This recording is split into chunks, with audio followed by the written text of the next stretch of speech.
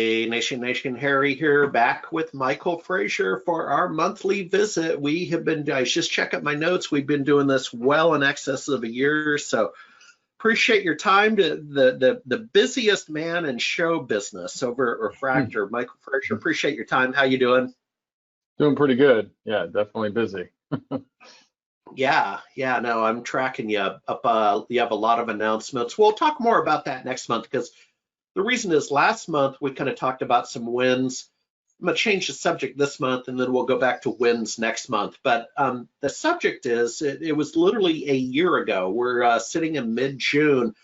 A year ago, you finished your master's in computer science at Seattle University up on Capitol Hill, which is now a pretty famous neighborhood globally for a lot of reasons, but that's not why we're here. So 1 year later, how's it feel? Was it before I get into how you did it, let's talk about how you feel. Was it worth your time? Do you feel good?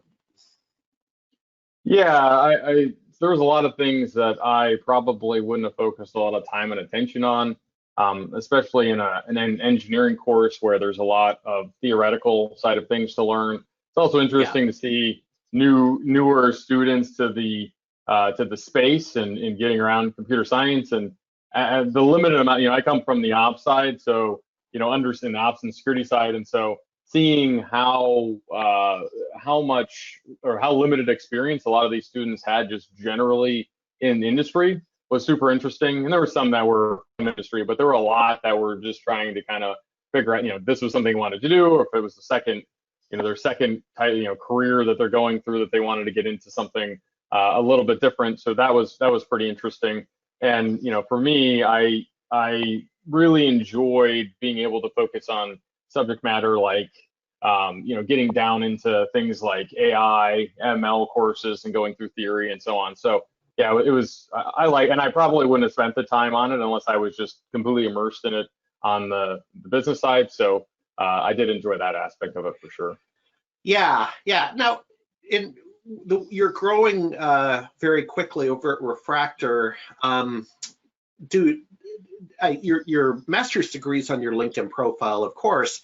Does it make a difference in businesses? Maybe you're talking to investors or strategic partnerships, or you're bidding on U.S. Department of Defense contracts.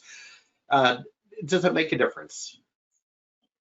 Yeah, it does. It's funny though. It's all about the person, right? Like if you're just trying to go get a degree, just to have a degree, people can kind of get underneath the paper degree to see if you really know what you're talking about and what you know about. So I would say that the degree goes hand in hand with the person. When it comes to contracts like with the DoD, they like on the cyber contract we have. They want a principal, ideally somebody who has a degree or two. It's not necessarily mandatory anymore, depending upon what you're doing.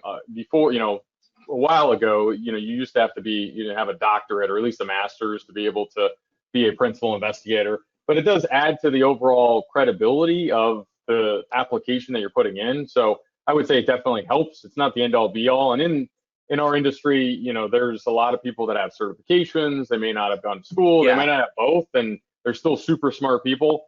So I would never say that by itself would, but I do think that people look at just like in a startup where it takes a lot of time and effort to have to be able to build something up.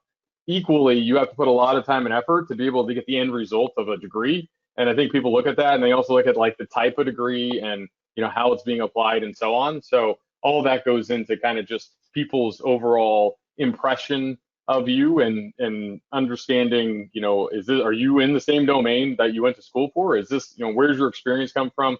How does all that work together?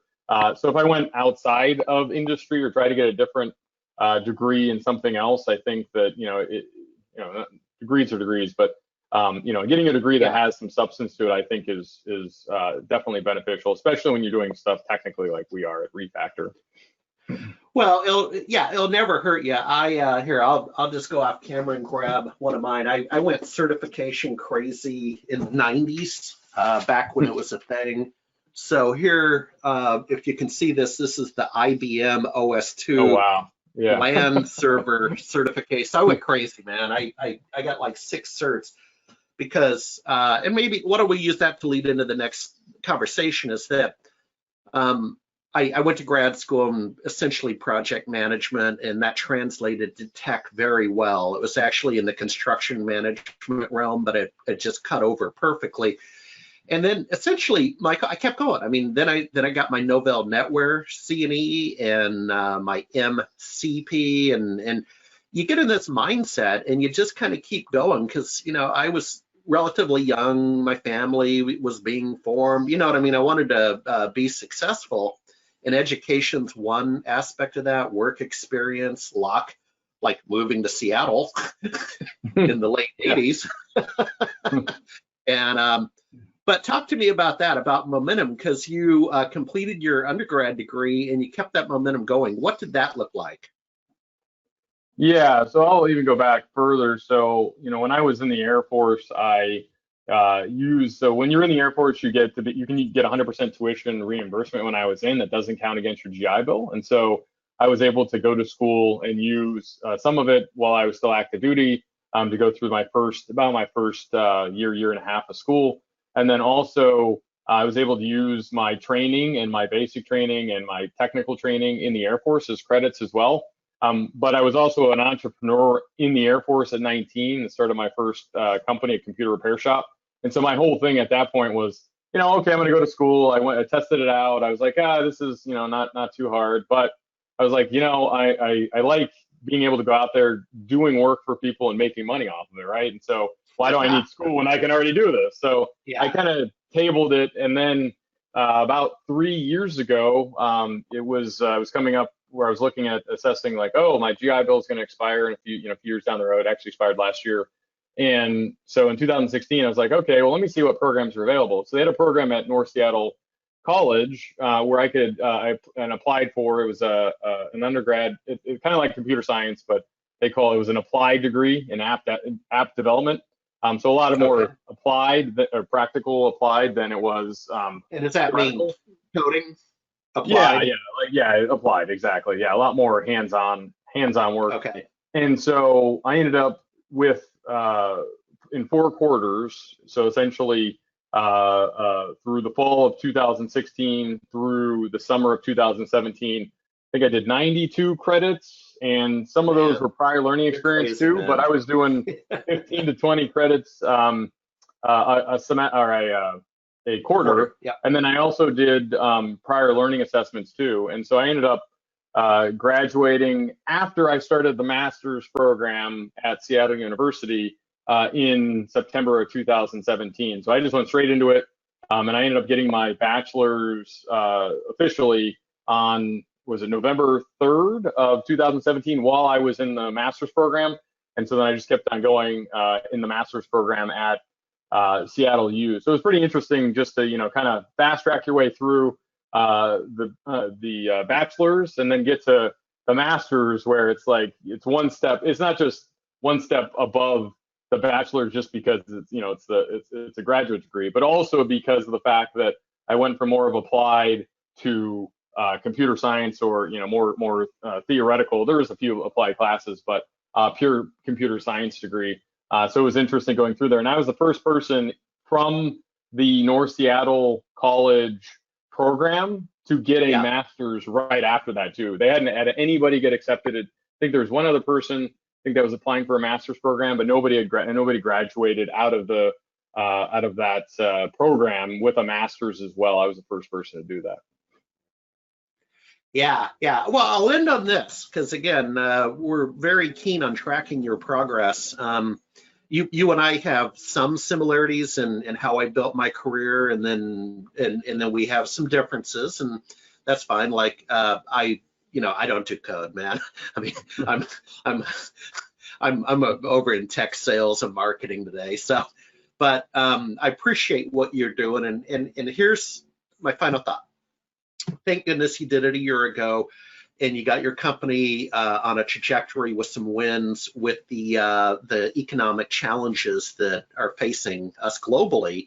So that's cool. And then the other thing is, I've been having this talk with my youngest son, Harry Jr. So he just finished his junior year at Cal Poly, which has a a technical reputation, and Okay. he'll finish next spring. And we're starting a talk right now. The talk's a little bit of a one-way talk from me, but we're starting a talk that Michael, the oldest trick in the book is if we're going into a steep and deep recession, he might just have to go straight through to grad school. I mean, there may not be jobs, right? And one of them that he has an interest in that I think would be deadly, so to speak, is the joint JD MBA degree, typically a 4-year program. And he is interested in technology. And I was telling him, well, what that does is that really sets you up well, especially if you get some domain expertise in one technology area. But it sets you up really well to deal with investors, right? Because investors do like to see credentials. Oh yeah, for Yeah, sure.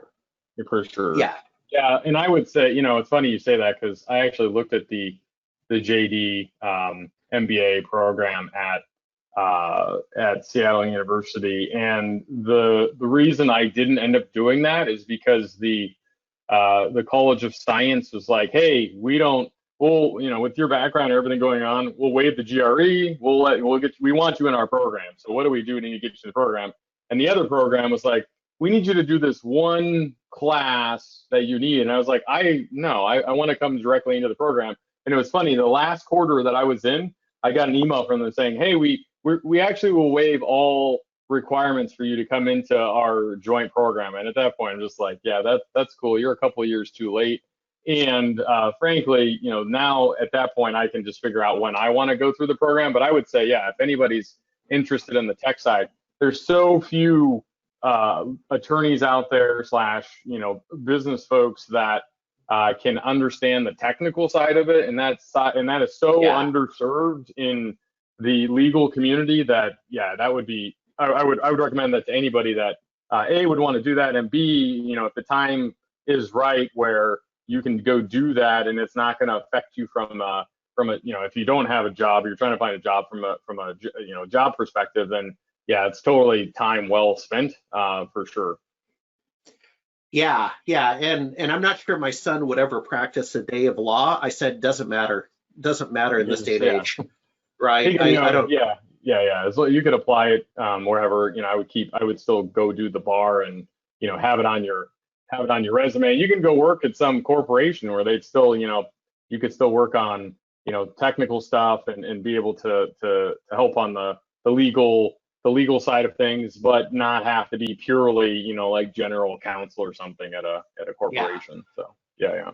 Well, I'll keep you posted. And for folks listening, what we're talking about, and we'll call it good, is that, again, to repeat myself, the oldest trick in the book in a recession or a depression is to go back to school. And that's why education tends to be counter-cyclical, especially if government funds are available to go back to school. And then, again, picture this. If it's deep and deep, in 4 years, the economy could be significantly recovered, right? So it's just like, well, keep on going, man. Keep on, the world will be here.